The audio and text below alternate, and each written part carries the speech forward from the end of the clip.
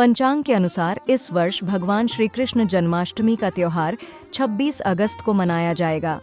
इस दिन लड्डू गोपाल की विशेष पूजा अर्चना करने का विधान है। साथ ही 56 भोग अर्पित किए जाते हैं। ऐसी मान्यता है कि उपासना करने से कान्हा जी की कृपा प्राप्त होती है।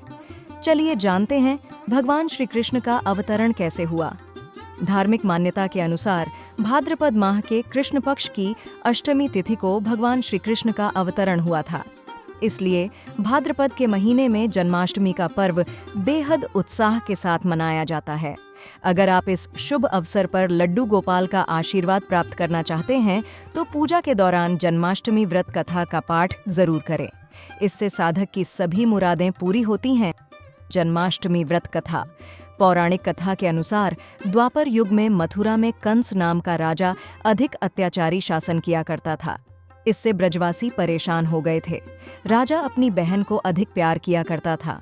उसने बहन की शादी वासुदेव से कराई।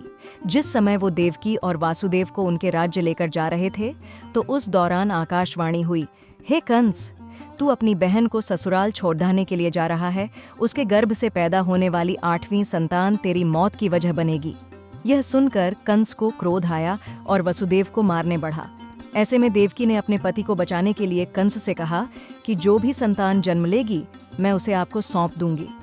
इसके बाद कंस ने दोनों को कारागार में डाल दिया। कारागार में ही रहकर देवकी ने एक एक करके 7 बच्चों को जन्म दिया, परंतु कंस ने सभी संतान को मार दिया।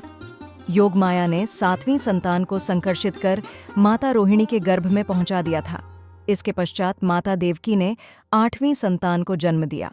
8वीं संतान के रूप में भगवान विष्णु कृष्णावतार के रूप में अवतरित हुए। उसी दौरान रोहिणी की बहन मां यशोदा ने एक पुत्री को जन्म दिया। इस बीच देवकी के कारागार में प्रकाश हुआ और जगत के पालनहार भगवान विष्णु अवतरित हुए। श्री हरि ने वासुदेव से कहा कि इस संतान को आप नंद जी के घर ले जाओ और वहां से उनकी कन्या को यहाँ लाओ। वासुदेव ने प्रभु के आदेश का पालन किया।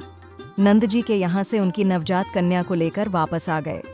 जब देवकी के भाई कंस को 8वीं संतान होने की खबर मिली तो वह तुरंत कारागार पहुंचा और देवकी से कन्या को छीनकर नीचे पटकना चाहा, परंतु वह कन्या उसके हाथ में से निकलकर आसमान की ओर चली गई। इस दौरान कन्या ने कहा कि हे मूर्ख कंस, तुझे मारने वाला जन्म ले चुका है और वह वृंदावन पहुंच गया है। अब तुझे तेरे को पापों की सजा अवश्य मिलेगी। वह कन्या कोई और नहीं, स्वयं योगमाया थीं।